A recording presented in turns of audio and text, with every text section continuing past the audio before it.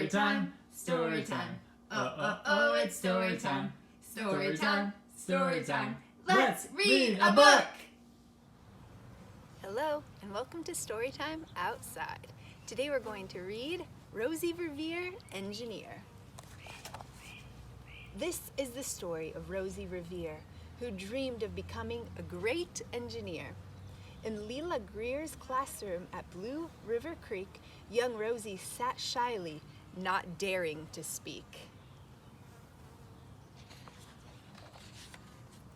But when no one saw her, she peeked in the trash for treasures to add to her engineer's stash.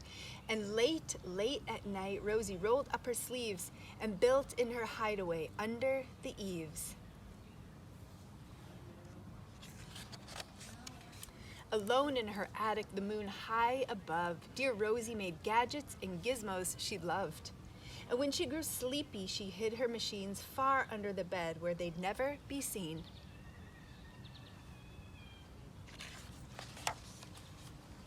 When Rosie was young, she had not been so shy. She worked with her hair swooping over one eye and made fine inventions for uncles and aunts. A hot dog dispenser and helium pants.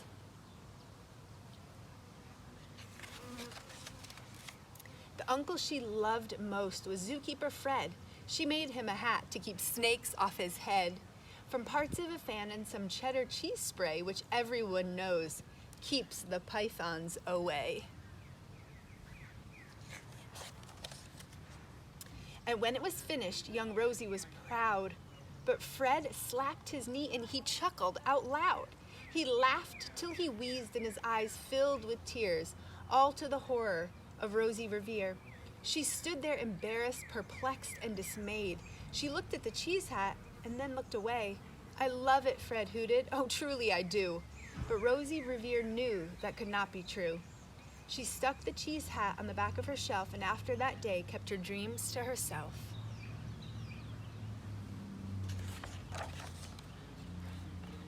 And that's how it went until one autumn day. Her oldest relation showed up for a stay. Her great-great-aunt Rose was a true dynamo who'd worked building airplanes a long time ago. She told Rosie tales of the things she had done and goals she had checked off her list, one by one. She gave a sad smile as she looked to the sky. "The only thrill left on my list is to fly." But time never lingers as long as it seems. I'll chalk that one up to an old lady's dream.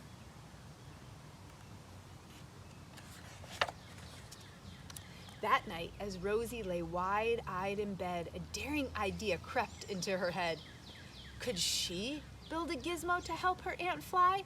She looked at the cheese hat and said, "No, not I." But questions are tricky and some hold on tight, and this one kept Rosie awake through the night. So when dawn approached and red streaks lit the sky, young Rosie knew just how to make her aunt fly.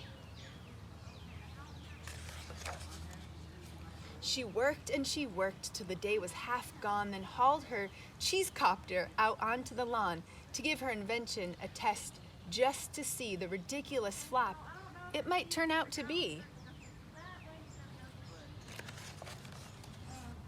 Strapped into the cockpit, she flipped on the switch. The helio cheese copter sputtered and twitched. It floated a moment and whirled round and round, then froze for a heartbeat and crashed to the ground. Then Rosie heard laughter and turned round to see the old woman laughing and slapping her knee.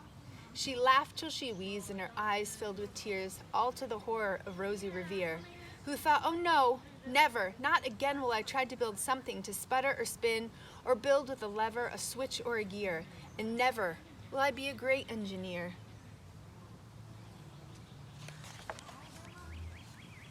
She turned round to leave, but then great-great-aunt Rose grabbed hold of young Rosie and pulled her in close and hugged her and kissed her and started to cry. "You did it, hooray, it's the perfect first try. This great flop is over, it's time for the next." Young Rosie was baffled, embarrassed, perplexed. "I failed," said dear Rosie, "it's just made of trash. Didn't you see it? The cheese copter crashed." "Yes, said her great aunt. It crashed, that is true. But first it did just what it needed to do. Before it crashed, Rosie, before that, it flew.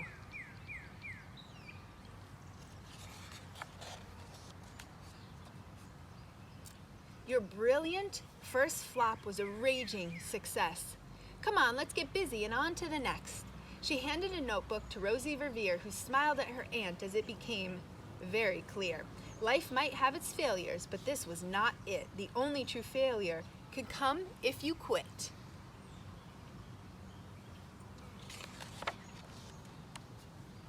They worked till the sun sneaked away to its bed. Aunt Rose tied her headscarf round Rosie's head and sent her to sleep with a smile ear to ear, to dream the bold dreams of a great engineer. We can do it. At Blue River Creek, all the kids in grade 2 built gizmos and gadgets and doohickeys too. With each perfect failure, they all stand and cheer, but none quite as proudly as Rosie Revere.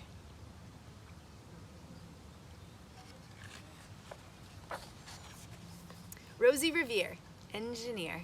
Story time, story time. Oh, it's story time. Story time, story time. Let's read a book!